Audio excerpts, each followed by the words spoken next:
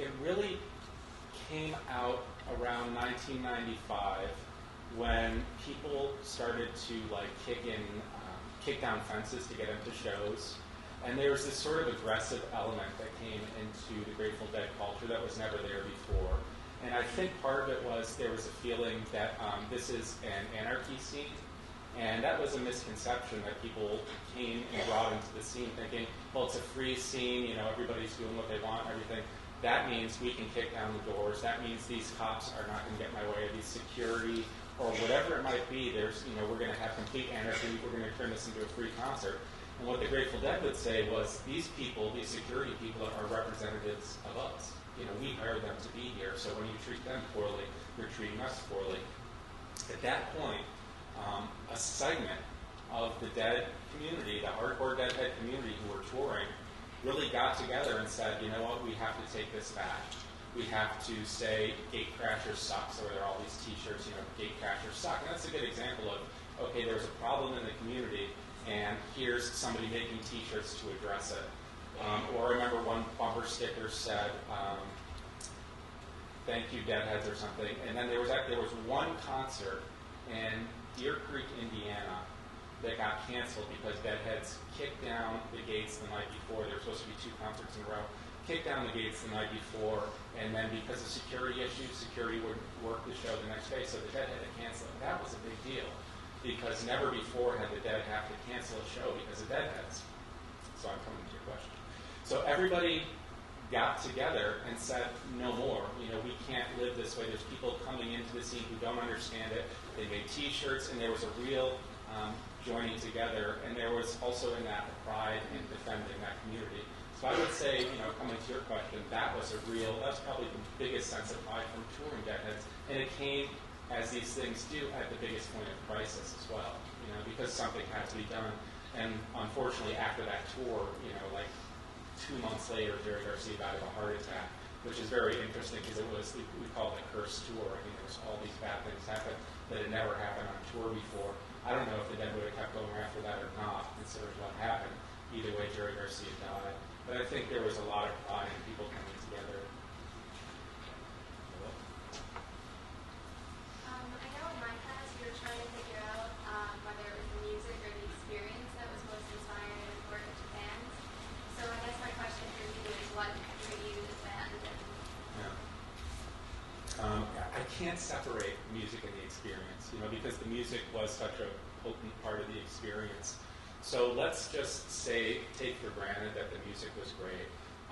The Dead hit these musical points that I still have never heard any band hit.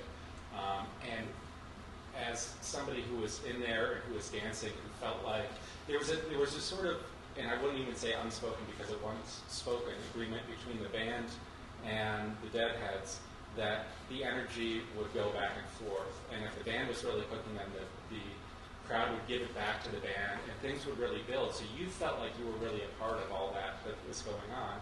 And there was also, I talk about in the book, this lineage of acid tests and the 60s, the whole 60s scene of where the band came out of, and sort of being a prankster, I talk about in the book, and things like that. So that was all part of the music and part of the experience, and it all goes together. And the travel was part of it, and the meeting people. And for me also, you know, I talk a lot in the book about learning about new art, learning about different writers and things like that. So it was all just, you know, part and parcel. But I still listen to the Dead like every day, and I still love music, and I still, you know, will go see them and everything. So it starts with the music and it ends with the music, but everything in between is pretty fun too. Okay. Do you think your experience at the concert sort of been just as life-changing if you weren't like on LSD? Well, I will say that I had a lot more fun after I stopped taking LSD at concerts. I really did, and that's not just some sort of just say no thing. You know, I think I had to go through that in a way because I was so hell-bent on just experiencing everything, and it came my way, so I was going to do it. And I thought that was more. I thought it was more important than it actually was. You know, I thought it was really part of the whole thing and would heighten the music and everything. But the problem is, you don't remember so much stuff, or it becomes this sort of amalgamated swirl of experience, which is fun to an extent, but I really wanted to be present at the concerts. So after not too long, I stopped tripping at concerts, and I would just go sober, and it was great. I mean, I had so much more fun. I remember things that were going on more. I could talk to more people. It was just better. So I would say, in a lot of ways, yeah, because I did have more fun when I stopped tripping.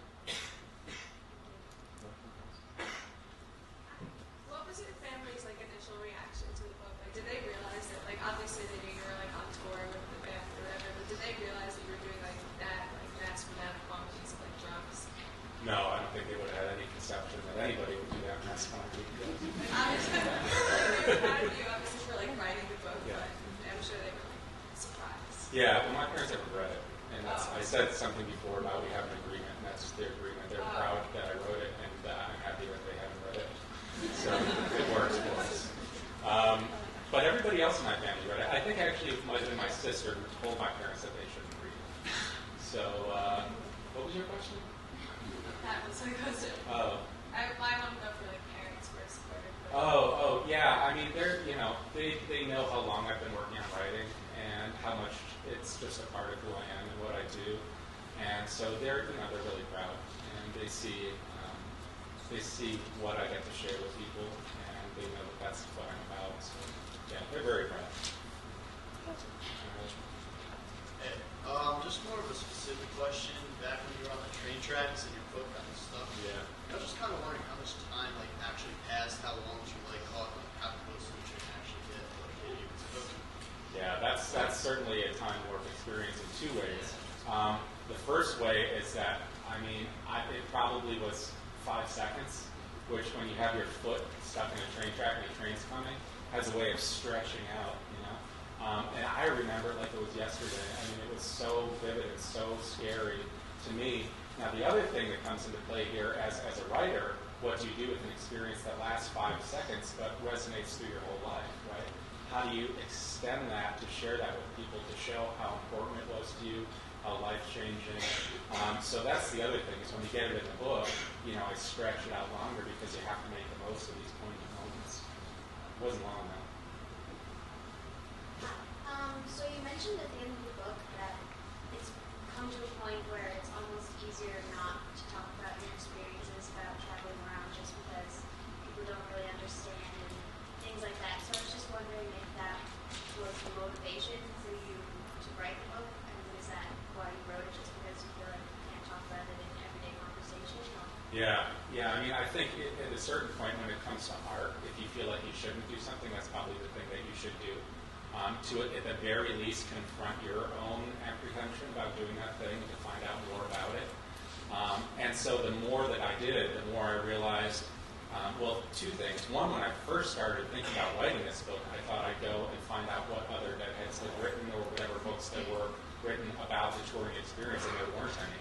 And that really blew me away. And I thought, there really is a need to capture this, because eventually all those people who really lived that are going to be gone. And so we need to tell that story about what it was like.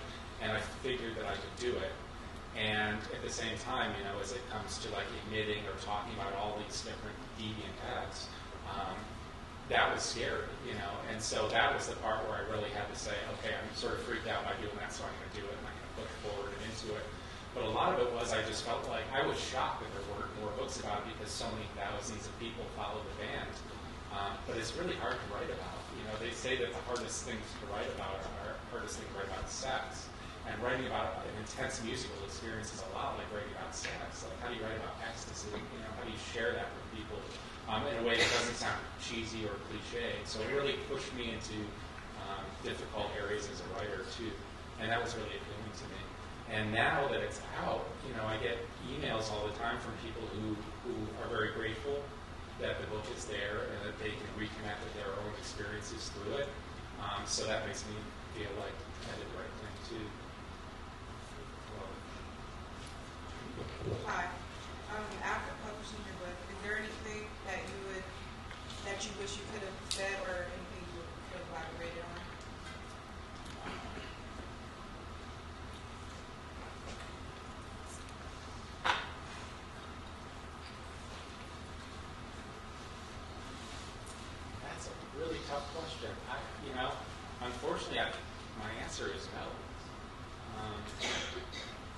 because I think at a certain point, the book you wrote is the book that you wrote.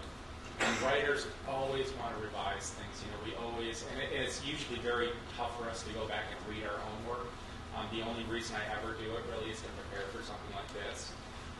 And that's probably because I want to change things and do whatever. But at a certain point, it's like, you know, the painting is hung, it's on the wall, the song is on the CD, the book is in print, and it is what it is. And if I do something else, you know, related to this subject area, then I would start mining that. What did I not do last time? What do I want to add to?